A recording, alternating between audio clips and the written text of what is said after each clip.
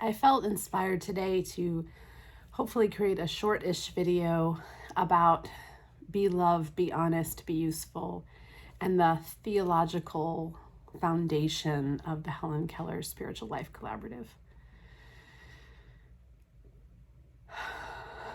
I hope I can do it in a way that is true and wise and clear and useful.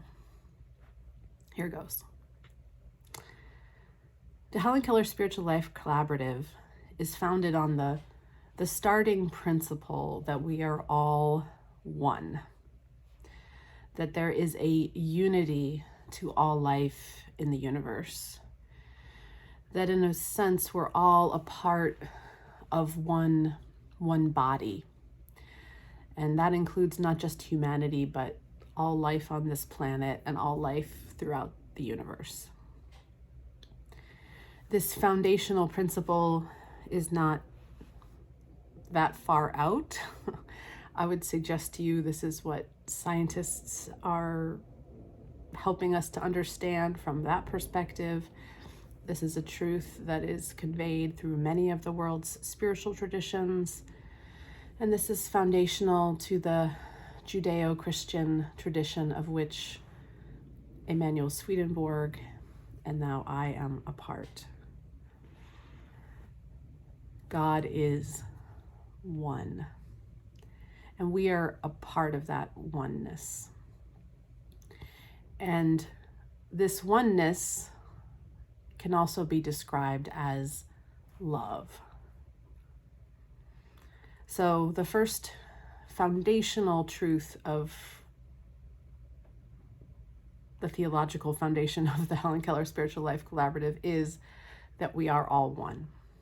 And so in that way, this enterprise is open to all people, hopes to bless all beings, is deeply grounded in this primary truth.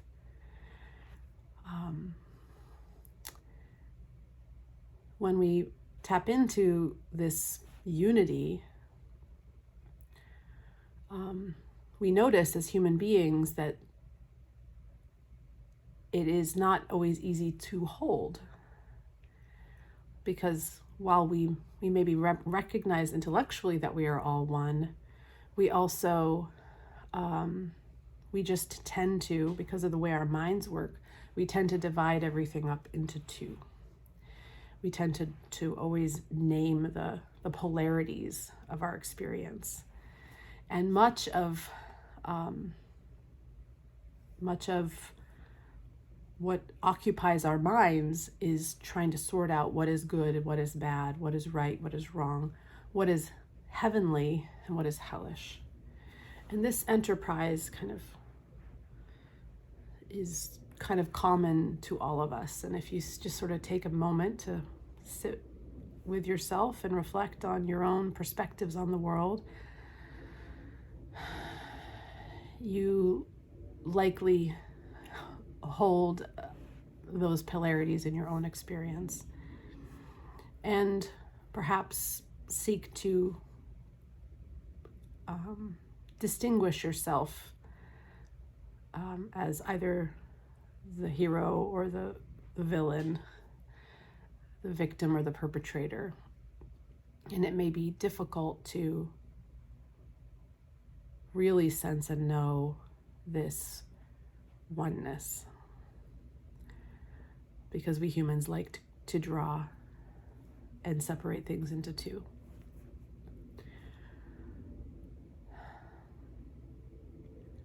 But we can notice this.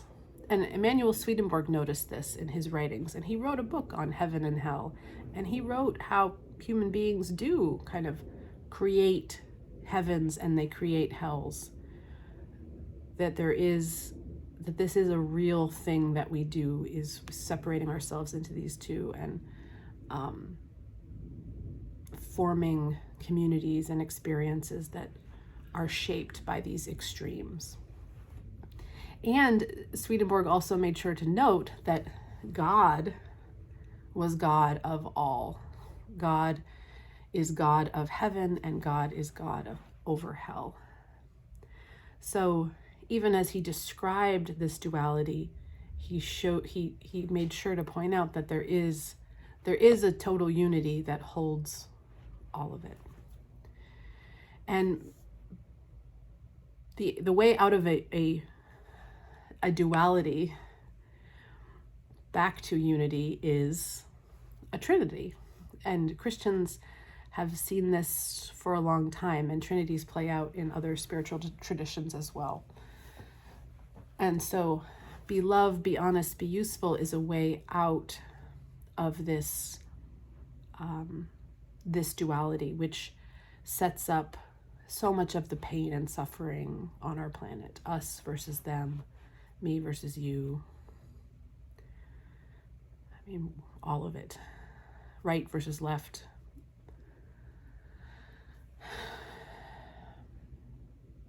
So the theological foundation of the Helen Keller Spiritual Life Collaborative is very much an invitation to notice this tendency in us, to create these polarities, and to move out of them, to recognize the falsity of the narrative that that our salvation rests in separating ourselves off from others, or being at war with others, with other people in the world, or parts of our own selves. And much of the harm that has been done on this planet for a long time has been because of that effort to say that we could resolve this conflict if we just destroy the one that is against us, then we will be free. And that's just not how, it doesn't seem to be working. I wonder if you've noticed. So the answer is the three. And I would suggest to you that when we step out of this idea that there is a right and a wrong, a heaven and a hell, a good and a bad, that our salvation depends on us destroying that which is against us, we actually come to a much wiser and more true idea, understanding that no, actually the path of life is for each of us, for all life, to not be against anything, but to be for itself and for ourselves through a free expression that I name be love, be honest, be useful. And this is kind of easy to recognize if we take humans out of the equation. If you just look at how life unfolds on this planet, there aren't, good beavers and bad beavers. There aren't right trees and wrong trees. There's a totality of life that lives in balance with each other, and each part of that ecosystem is tasked only with being itself, by being love, its particular manifestation of love, in alignment with the truth of what it is, and insofar as it does that, it is useful to the larger whole, to the other beings that it inhabits space with. And so that's also what we're called to do. And each of us can do that. And when we focus on being love and being honest and being useful, when we focus on being our particular selves, then we're not at war with anyone else. Then we're not at war with ourselves. We are just doing our very best to be exactly what and who we are. A part of a larger whole, with the awareness and recognition that each of us has a part to play in this larger whole. And the way to discover our part to play is not through conforming to external demands set upon us, but by listening to, you could use the phrase, God's demands, or by listening to the still small voice within, or by listening to the feeling of truth and love that we actually have access to inside of us. And when we are honoring that truth inside of us and learning to live by it, we become more useful to the whole. We become healthier and more fit to play our role in caring for each other and giving what we have to give, receiving what we need. I would suggest to you that this invitation is embedded in, again, so many of our spiritual traditions, very much so in the Judeo-Christian tradition. We hear early on in the prophets and this invitation to arrive at a place where the law is written on our hearts, where we understand that the kingdom of heaven is within. And where we are moving towards this holy city where we are with all of the other tribes of the world, all of the other tribes of earth, all of the other people with all of their differences, and we are there fully as we are. There's no night in the holy city. And so we're not hiding anything, and we're just being honest. We're being the honest expressions that we are. And that honesty is deeply useful, is what creates the synergy of life where we are able to coexist with one another. That's the goal of this journey. That's the goal of the new church. It's the goal of the Christian church. This was the heart of Jesus's message. And it's becoming more and more accessible to more and more of us on this planet right now as everything is meeting, on the internet. Everything, all of our different stories of how we are to be and who we are to be and what is holy and what is good. All of our stories are coming together. All of our experiences are coming together. And the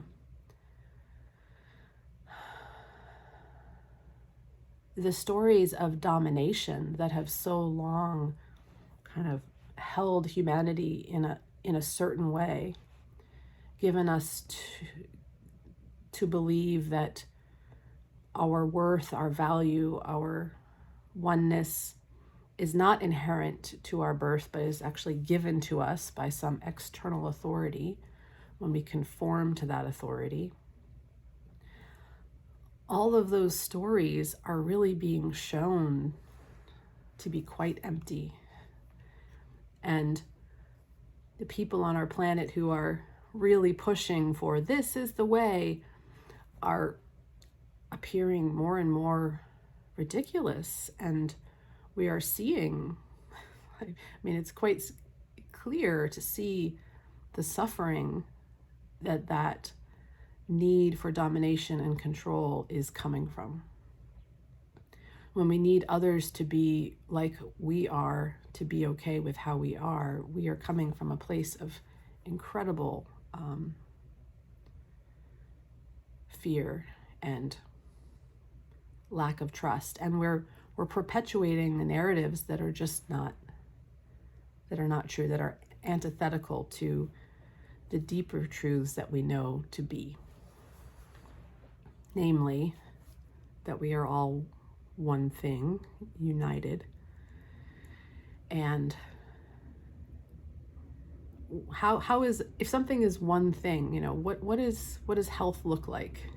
My suggestion that if we're all one thing, then all the cells of this one thing need to be healthy and whole and fully bringing the gifts that they have to give. And if certain cells are, parading around saying, you must be like me or come and do what I do, those are cancer cells. That's not a path to health and wholeness. We know this now as a species. Health and wholeness comes through a distributed wellness with every every bit of life doing its part to find its own peace and fulfillment. And the paradox is that, well, you might perceive this act of listening within as sort of as that tuning everybody else out and becoming very selfish. But it's actually the opposite, because when we tune into the deepest part of what is inside of us, that deepest part is actually the same deepest part that exists in everything else. And so we actually meet each other there. When we rest in our own sense of wellness and peace and love inside, we're actually meeting each other in that place. And we're kind of exuding that love and that peace in the world. And from this inner place, we are often then called to act in ways that bless other people and that help other people. We now know what we need, and so we can ask for what we need, and then we also know what we have to offer, and we can offer it.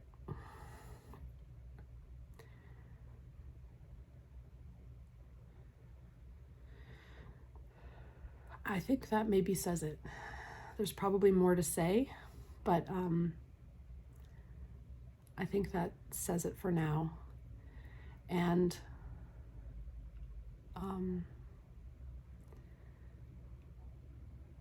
let me know what you think. Let me know if this resonates with you, and let's just imagine together, when we know this to be true, the question rises, okay, well, what next? Especially in this question of how are we called to be church? When so many of the ways that churches manifest in the physical plane has been through this domination model, what does a new model look like that doesn't call us to conform or be dominated by one voice or one way?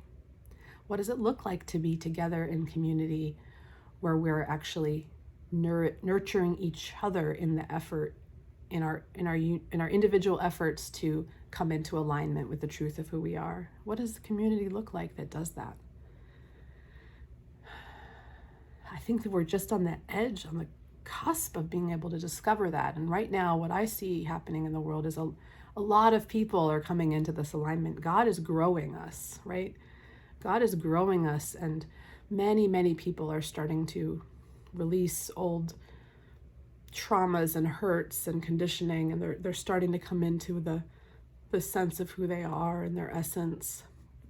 Many are making YouTube videos like I am right now, and creating, offering up new creative endeavors and inviting and acting as teachers for others.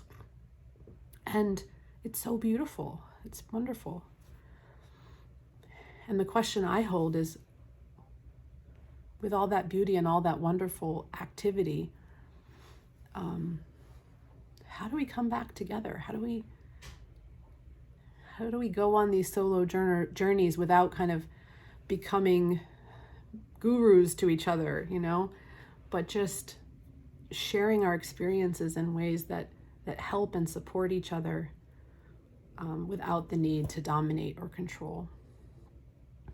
I don't know the answer, but I'm very excited to ask the question and to ask it with others. And all I know for now is it seems useful for me to engage my journey, my process of discovering this in my own heart.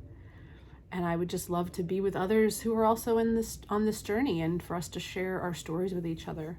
And so our Zoom groups, my Zoom groups, are spaces to share this experience. I'm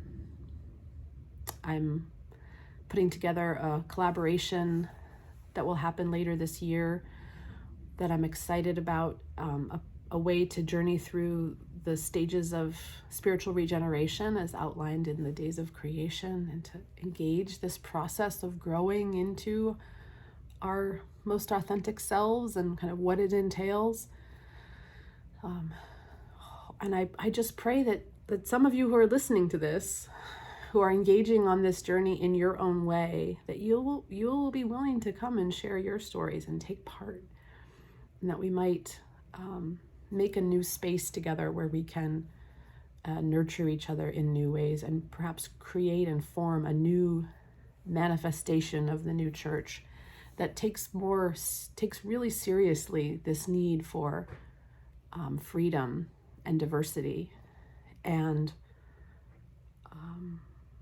but also finds ways for us to be connected and unified, and perhaps even engaging in shared endeavors to create in the world.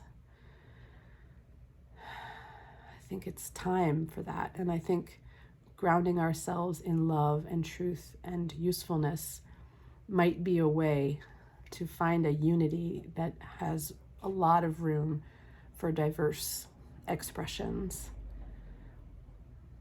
So thank you for listening, and I look forward to being able to listen to you. Blessings.